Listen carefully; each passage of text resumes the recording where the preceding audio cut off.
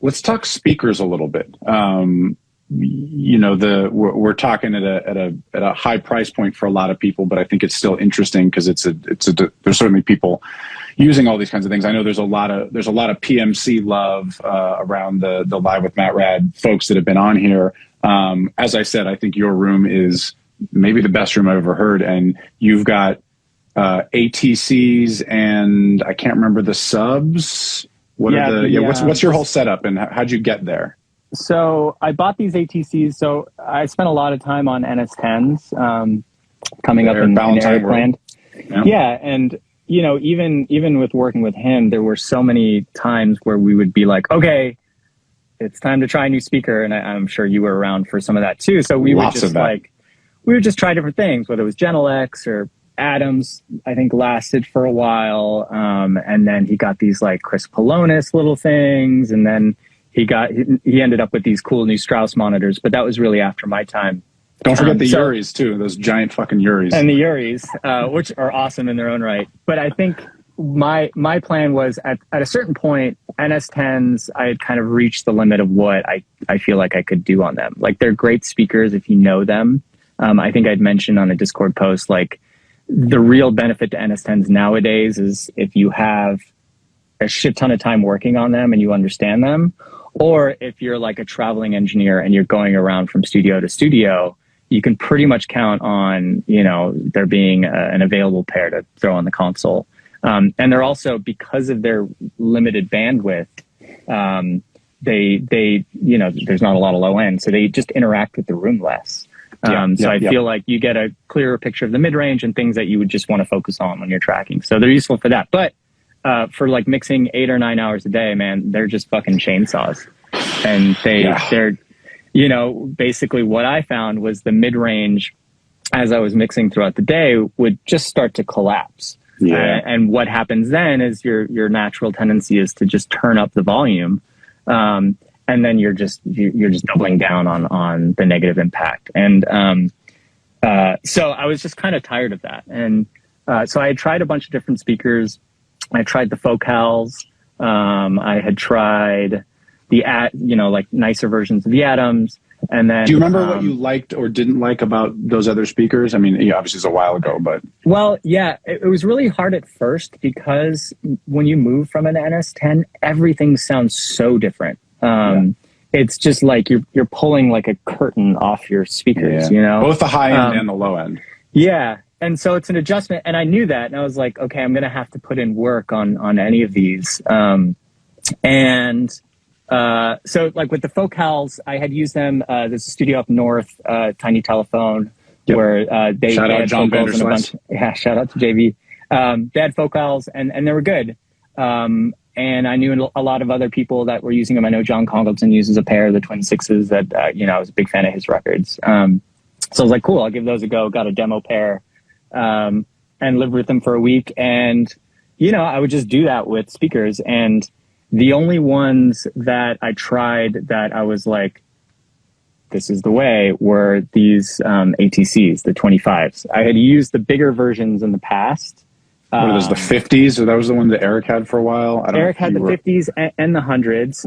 I had used the 100s in a little mix room in the office at Barefoot for a while, and they were awesome. At the time, I knew a lot less about what I was doing, but, was able to make those work. They're very expensive. I mean, any of these speakers, like I am on the low end of the ATC spectrum, and you're still in for, $6, $7, $8 grand for a pair. But the ATCs were the first ones that I was like, oh, wow. Like, not only is the information from the NS10s there, but it's expanding on it. And I don't feel totally out at sea. Plus, I just enjoyed listening to them.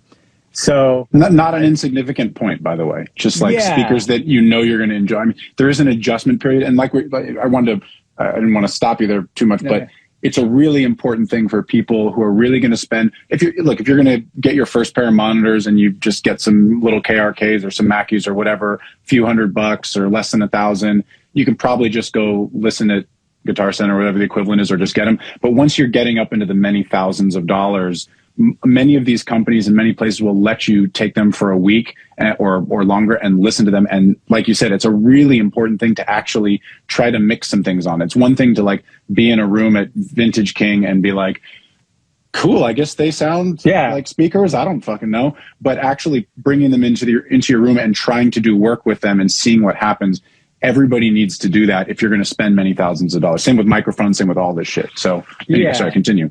Yeah, and most companies or audio dealers will accommodate you. You know, if they sniff out that you're serious about spending, you know, $5+ grand on speakers, they'll let you try some, and it's super important. And so, you know, I ended up buying those, and then when I built this space right before, I had an opportunity to buy some subwoofers. So I bought these two giant 15-inch subwoofers. They're Rhythmic is the company, and they manufacture pro audio gear. They're mostly in the hi-fi space, but they were just kind of like big, you know, again, coming from the Eric Valentine school of like, I want more low end than I need.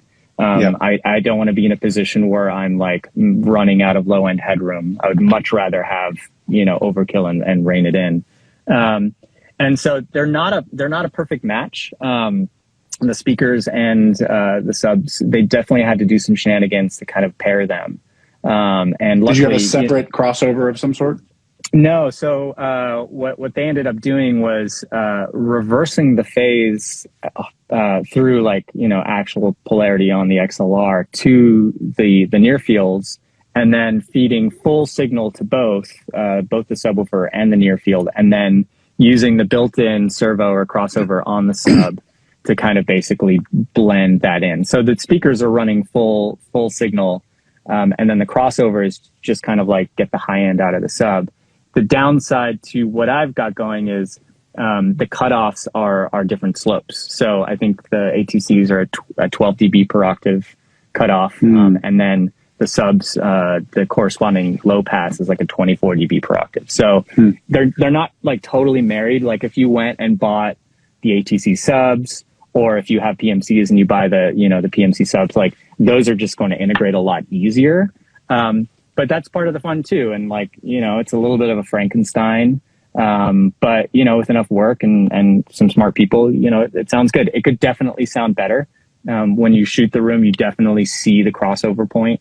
But you know, that's like one foot in front of the other. Like, will these be my last set of speakers? Probably not. Like at some point I would love to invest in a bigger, kind of more unified set. I'd love to get rid of subwoofers, to just not have it. But for now, like it works great and the room shoots great and it just sounds great and sounds amazing in there. Yeah. And I know that Spider and Rory, big proponents of PMCs. I have my PMCs. A lot of the people I talked about PMCs.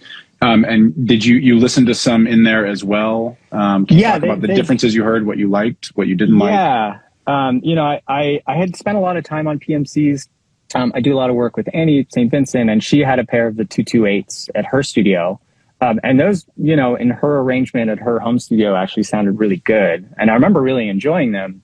But when we were kind of in the home stretch of these, of kind of fine tuning these speakers, they were like, we'd love to hear some PMCs in here. And I was like, look, like I have no brand attachment. I don't give a fuck. Like I'm not an ATC spokesman. If it sounds better and it's a parallel move, like it's not going to cost me too much money to sell these and buy these, I'm all for it. Yep. So they brought them over. They did, you know, due diligence of setting them up. And, you know, I think it was just a taste thing. It didn't sound better to me. They did prefer them or certain aspects of them.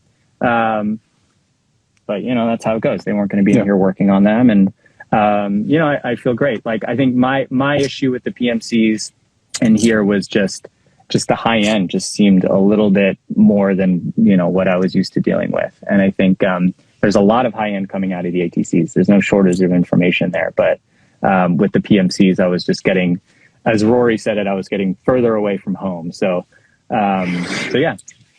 But PMCs are rad, and I've since heard, you know, like being in that friend group and being able to go to different studios, and you know, I mean, I've heard PMCs that knock the socks off me. You know, it's not a brand thing. It's just kind of every speaker is going to sound different in every room, and then also you're going to have a personal preference of what you're used to listening to. You know, so Yeah, that's I just want to bring it up mostly just because I want to make people feel okay about if they like a certain set of speakers and they make great records. That's awesome. Yeah. It doesn't matter that much. I mean, there is going to be a difference for the most part between $800 speakers, $2,000 speakers, $10,000 speakers.